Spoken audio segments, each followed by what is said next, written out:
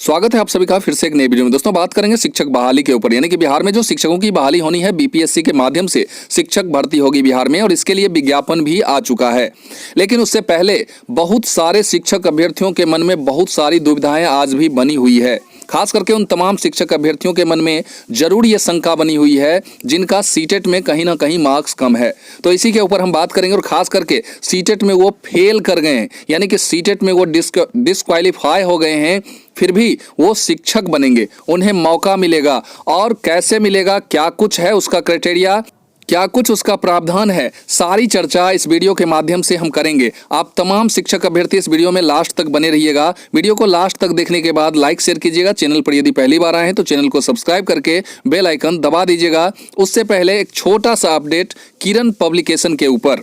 किरण publication के इस book के ऊपर जो कि बीपीएससी टीचर रिक्रूटमेंट एग्जाम को बेस मान के इस बुक को तैयार किया गया है। यदि आप भी माध्यमिक उच्च माध्यमिक के शिक्षक अभ्यर्थी हैं, कक्षा 9 कक्षा 11 12 कह सकते हैं, कक्षा 9 to 11 12 के शिक्षक अभ्यर्थी हैं और आप पार्ट 2 यानी कि पार्ट 2 जो आपका सामान्य अध्ययन होगा तो उसकी तैयारी के लिए एक अच्छे बुक की तलाश कर रहे हैं, तो ये बुक आप जरूर परचेज करेंगे।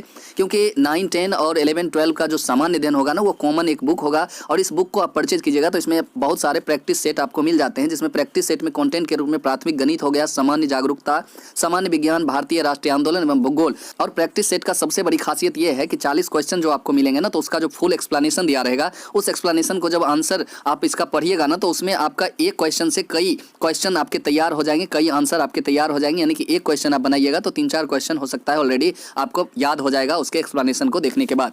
और साथ ही साथ अगर आप 9 10 के शिक्षक बनना चाहते हैं और सामाजिक अध्ययन यानी कि सामाजिक विज्ञान आपका विषय है, तो आप इस बुक का सामान्य अध्ययन के साथ ही साथ सामाजिक विज्ञान का इस बुक को भी आप परचेज कर सकते हैं। और इन दोनों का जो अंदर का जो कंटेंट है, स्क्रॉल होते हुए आप बगल में देख पा रहे होंगे।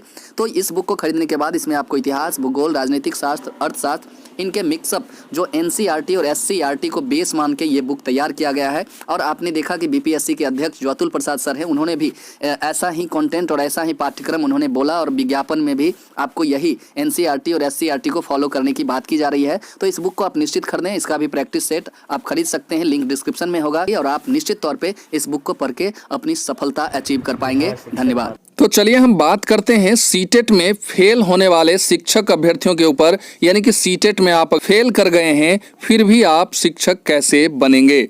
यहाँ आइए, सबसे पहले सीटेट में फेल कौन लोग कर गए उनकी चर्चा हम कर लेते हैं। सीटेट में पासिंग मार्क्स का जो क्राइटेरिया रखा गया है ना, वो 2 ही क्राइटेरिया रखा गया है और ये आप तमाम शिक्षक अभ्यर्थी भी भली भांति जानते होंगे।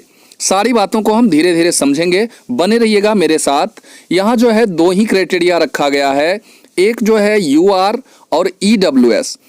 इसके अंतर्गत ईडब्ल्यूएस की तो बात ही नहीं है सीटेट में, सीधे आप यूआर कहलाते हैं। और इसमें मेल फीमेल आप जो भी हैं, मेल हैं फीमेल हैं, आपको 60% मार्क्स लाना होता है। इट्स मीन ये हुआ कि 150 मार्क्स का जो परीक्षा होता है ना, 150 मार्क्स का, तो उसका अगर 60% आप निकालिएगा तो आपका मार्क्स आ जाता है 90, यानी कि 90 प्लस मार्क्स आपके सीटेट में आए हैं तो आप पास माने जाएंगे सीटेट के अकॉर्डिंग। दूसरी चर्चा, यूआर के अलावे और जो भी आरक्षित वर्ग आते हैं, चाहे वो ओबीसी हो गया, एससी एसटी, जो भी कैंडिडेट हैं, इन सारे लोगों के लिए जो पासिंग क्राइटेरिया रखा गया है ना, वो 55% रखा गया है। और 55% यानी कि 150 का 55% निकालिएगा तो वो सारे 82 यानी कि कह सकते हैं कि 82.5 होता है। और इस प्रकार से यानी कि 82 जो मार्क्स ला देते हैं ना, पॉइंट को छोड़ दिया जाता है, तो राउंड फिगर में 82 मार्क्स अगर ला रहे हैं तो सीटेट आपको क्वालिफाई मानती है।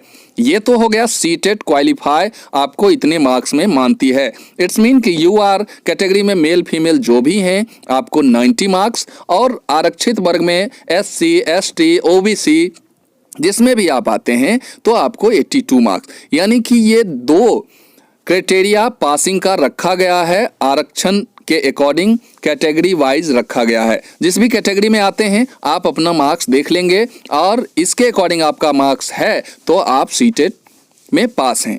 अदरवाइज इससे नीचे एक भी मार्क्स आपका बिलो है ना, तो आप सीटेट फेल हो जाते हैं।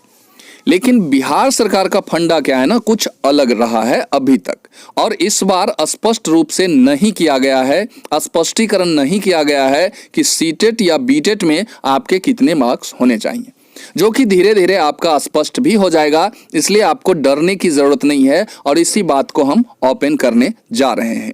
तो बाकी बात आप समझ गए कि इससे कम मार्क्स है तो आप सीटेट जो है फेल हो गए, यानी कि सीटेट आपको फेल मानती है। अब आइए हम बिहार की बात करते हैं। बिहार में शिक्षक बहाली में क्या होता आया है, यानी कि इससे पूर्व, इस बहाली से पूर्व जितनी भी बहाली हुई है ना, तो उसमें सीटेट मार्क्स को लेके, यानी कि सीटेट के अकॉर्डिंग जो बहाली हुई है, तो उसमें सीटेट या बीटेट के अकॉर्डिंग तो उसमें कितना मार्क्स रखा गया है। इसमें देखिए जैसे सीटेट 2 ही कैटेगरी यानी कि 2 ही क्राइटेरिया रखी हुई है ना पासिंग मार्क्स का, तो बिहार सरकार आपको 3 क्राइटेरिया बनाई है। ठीक है, यहां हम समझेंगे धीरे धीरे। अगर आप यूआर या ईडब्ल्यूएस कैटेगरी में, किसी भी कैटेगरी में हैं और बिहार सरकार के अंदर हैं, तो आपको 60% यानी कि सीटेट के सेम, सीटेट जितना पासिंग मार्क्स रखी हुई है ना, तो वैसे ही पासिंग मार्क्स आपके लिए यहाँ भी प्रावधान है, यानी कि आपको 90 मार्क्स लाने होंगे तभी आप पास माने जाएंगे। यहाँ जो है फंडा बदलता तब है जब वहाँ यूआर ईडब्ल्यूएस मेल फीमेल दोनों के लिए 90 मार्क्स लाने का प्रावधान था, लेकिन यहाँ आप आइएगा तो यहाँ क्राइटेरिया चेंज होता है।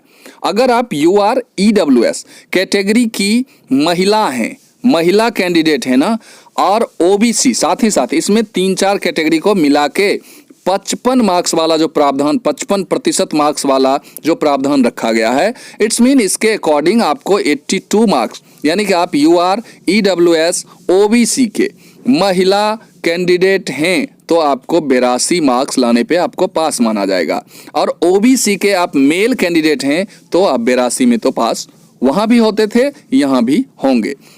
मेन जो क्राइटेरिया यहाँ कम हुआ है ना, वो यूआर और ईडब्ल्यूएस मेन करके, यूआर जो कैटेगरी की महिलाएं हैं उन्हें 82 में बिहार सरकार पास मानती आई है, जबकि सीटेट इन्हें फेल मानती है। इसलिए मैंने लिखा कि सीटेट फेल वालों को भी मिल सकता है मौका।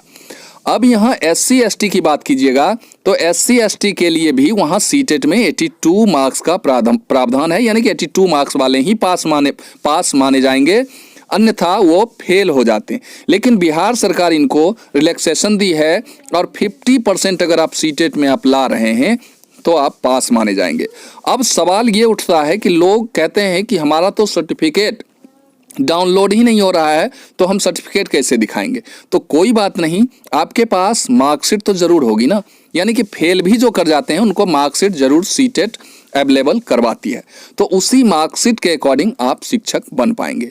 लेकिन सबसे बड़ा बाधा यह है कि इस बार जो विज्ञापन आया है या नोटिफिकेशन आया है, वहाँ सीटेट या बीटेट के मार्क्स के ऊपर कुछ भी खुल के नहीं कहा गया है।